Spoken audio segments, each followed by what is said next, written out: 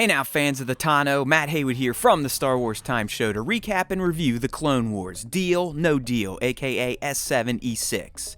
The episode begins with Ahsoka and Trace talking about life, with Tano giving a nice nod to her Sky Guy when she mentions attending Skywalker Academy.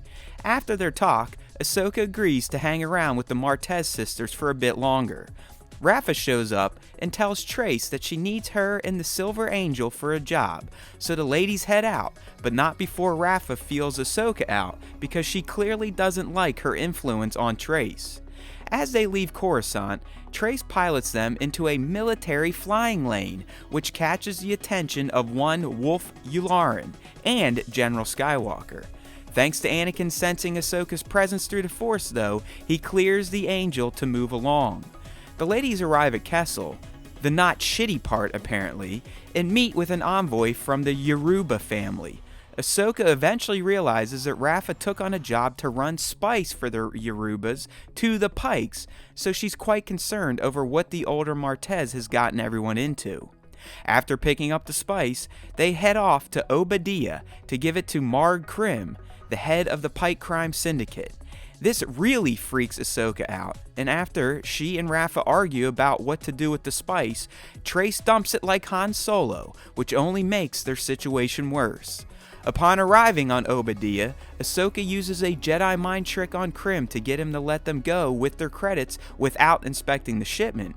But his lieutenant gets suspicious and blasts open a crate, but he doesn't find any spice inside. He has the Silver Angel locked in place with a tractor beam before the episode cuts to the credits. The end. Alright, so this wasn't the best episode of Season 7 so far, which is mostly due to it being a pure setup type of episode for major events to come. We discussed how the season will play out on our podcast thanks to the reveal of future episode descriptions. So while this episode may have seemed a bit dull and nothing really happened, I can assure you it was needed to get pieces in place for the big final narrative payoff. You see, by getting Ahsoka and the Martez sisters mixed up with the Pikes, a major crime syndicate, it opens the door for Maul's return on the show. At this time, he's running the Shadow Collective, which the Pikes joined, so you can now bank on him getting involved in some form or fashion with the Pikes' new prisoners. This in turn will lead to Ahsoka, Anakin, and Kenobi reuniting to figure out how to best deal with Maul, the Collective, and their control of Mandalore. So while this particular entry may have been a bit ho-hum, it was necessary to say the least.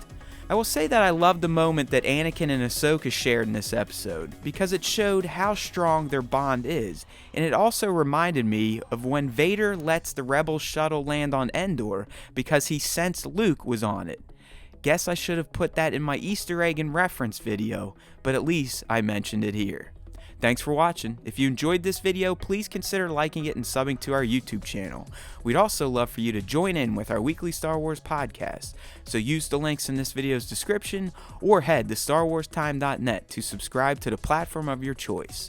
There's always time for Star Wars Time, and remember, if you listen to the Star Wars Time Show, the Force will be with you, always.